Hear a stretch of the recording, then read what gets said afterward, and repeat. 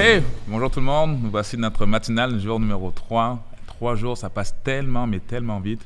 Et merci beaucoup, encore une fois, pour les différents messages que vous nous envoyez pour nous encourager dans nos matinales. Il y en a plusieurs personnes qui disent qu'ils sont vraiment bénis par les matinales, autant celles que j'ai pu apporter ou encore celles que mes autres collègues ont pu apporter, pasteur Jean-Philippe Baudry, pasteur Jean-René Bibeau et d'autres encore, pasteur Philippe Bédard et d'autres qui vont aussi se joindre à moi. Je crois vraiment que ces matinales font du bien. Autant ça fait du bien à vous, ça nous fait également du bien à nous. Parce que chaque matinale qui est apportée, c'est des sujets qui nous parlent, c'est des sujets qui nous ramènent à réaliser que Dieu est au contrôle de nos vies et que Dieu veut prendre soin de nous. Et ce matin, alors que je continue, je dis toujours ce matin que j'ai toujours l'impression que les matinales, le matin, mais je sais qu'il y a des personnes, vous regardez ces matinales à différents moments de la journée. Mais aujourd'hui, si je peux dire, nous allons dresser un sujet, nous allons apporter un sujet qui est le doute. Le doute. Qui ici n'a jamais douté? Qui en ce moment me regarde et dit, moi là, ce sujet ne m'intéresse pas parce que, vous savez quoi, je n'ai jamais douté dans ma vie. Je crois que je n'ai jamais arrivé à ne pas douter. Il nous arrive tous de douter. Autant de douter face à des rêves qui n'ont pas été atteints, de douter face à nos finances, face à notre avenir, en raison peut-être de la maladie, on doute de ce qui va se passer par la suite. On a tous été à un moment donné confrontés au doute. J'ai souvent entendu dire, même dans le milieu chrétien, que le doute est un manque de foi, est un manque de vision, que même le doute est un péché. Je tiens à confesser, alors que je vous dis ceci, je tiens à vous confesser que je suis, moi, la personne qui est le plus dans ce bas monde connu ce qu'était le doute. Je suis le plus grand pécheur, je suis la personne qui a manqué le plus de vision sur cette planète. Parce que la réalité, c'est que le doute est quelque chose que nous avons tous, que même quand on regarde la Bible, différentes personnes, différents passés sont passés par le doute. Je veux te rassurer ce matin, si tu es comme moi, sache que tu n'es pas le seul à passer par là. Adam et Ève, et lorsqu'ils ont mangé le fruit de l'arbre de la connaissance et du bien et du mal, ont eux-mêmes douté de ce que Dieu leur avait dit. Abraham, Dieu lui disait qu'il allait avoir un fils, a douté, le fils de la promesse. Il a eu un fils avec Agar, qui était sa servante, et il a eu cet enfant qu'on appelait Ismaël. Moïse, en route vers la terre promise, a douté quand il voyait tout le peuple en train de chialer. Moïse a commencé à douter de ce que Dieu lui avait mis à cœur, ce que Dieu lui avait dit. Quand on regarde à Pierre, lorsqu'il marchait sur les eaux pour rejoindre Jésus, il a douté. À un moment donné, sa foi était ébranlée. Même Jésus, dans le jardin de Gethsémane, a douté. Jésus a douté. Il y en a qui me disent, oh, mais attends, juste un instant. Es-tu en train de dire que Jésus a douté? Jésus, lui, là, Jésus, celui qui n'a jamais connu de péché, Jésus a manqué de foi, Jésus a douté. Il faut comprendre une chose. Et une chose que je veux vraiment que nous puissions nous arrêter aujourd'hui, c'est que la foi n'est pas l'absence de doute. Nous pouvons tous douter. Abraham lui-même, on l'appelle Abraham le père de la foi. Je le mentionnais tantôt, Abraham lui-même a douté. À un moment donné, il était devant cette fatalité. Il était vieux, il ne pouvait pas avoir d'enfant. Dieu lui parle de manière particulière, tu vas avoir un fils. Et ce fils est le fils de la promesse. Mais Abraham va avoir un enfant avec Agar, sa servante, qui s'appelle Ismaël. Abraham a douté. C'est pas pour rien, et ce n'est pas pour autant qu'on a enlevé d'Abraham ce nom qui est le père de la foi. Mais la réalité, le péché, c'est ce que tu fais avec le doute.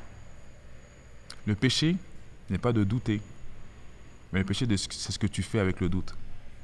Il y en a où je vous parle en ce moment, vous écoutez cette matinale en ce moment, le doute est venu s'installer en vous, de manière très particulière. Vous étiez en feu, vous étiez en plein d'énergie, rempli d'amour pour Dieu. Et en raison de tout ce qui a pu prendre place dans les derniers mois, la dernière année, votre feu s'est éteint. Vous avez commencé à vous éloigner de Dieu et vous avez abandonné la foi. Vous êtes refroidi, comme la Bible dit. C'est d'installer le doute dans vos cœurs. Alors que vous ouvrez la parole de Dieu, alors que vous lisez la Bible, ça ne vous parle même plus. Alors que vous ouvrez la parole de Dieu, vous avez comme l'impression que c'est juste des écrits. Est-ce que c'est vraiment sûr? Est-ce que c'est vraiment vrai? Est-ce que Dieu est vraiment? Est-ce que Jésus est vraiment? Est-ce que Jésus est vraiment le Fils de Dieu? Vous remettez en question la parole de Dieu, vous remettez en question la Bible. Vous savez quoi? Ça m'est déjà arrivé moi aussi. Vous n'êtes pas les seuls. Ça m'est déjà arrivé à moi aussi. Alors que je vivais des situations de remettre en question Dieu. Mais c'est une chose que j'ai appris, que je sais. Et comme le dit dans le psaume 23, alors que tu peux marcher dans la vallée de l'ombre de la mort, tu n'as rien à craindre car il est avec toi. Tu peux avoir des doutes dans des moments difficiles. Mais c'est une chose que tu dois réaliser, que Dieu est là avec toi.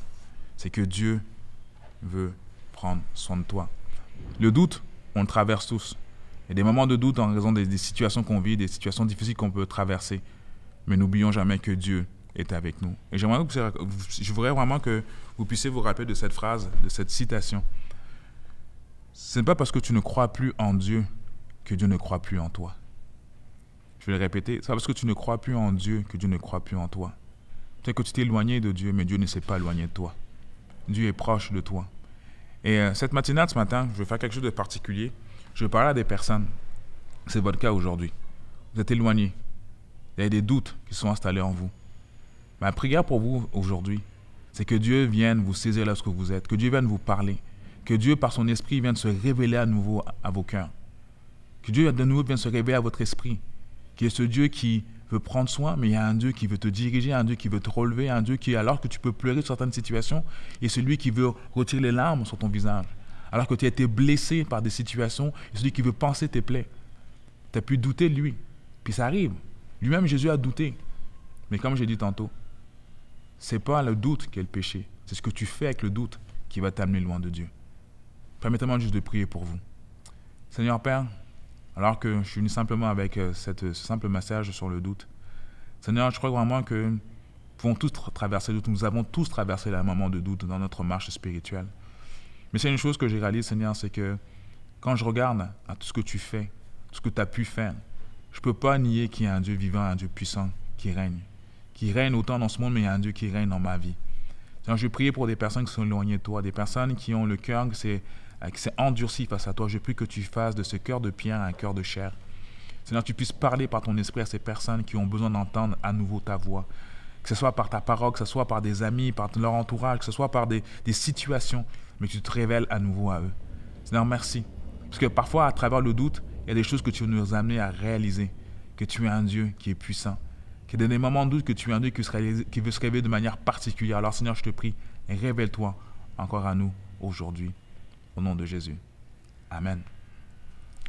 Et merci encore une fois d'avoir été là aujourd'hui dans notre matinale, dans notre jour numéro 3. Nous allons demain continuer notre jour numéro 4. J'ai déjà hâte de pouvoir être là avec vous. On se dit à demain.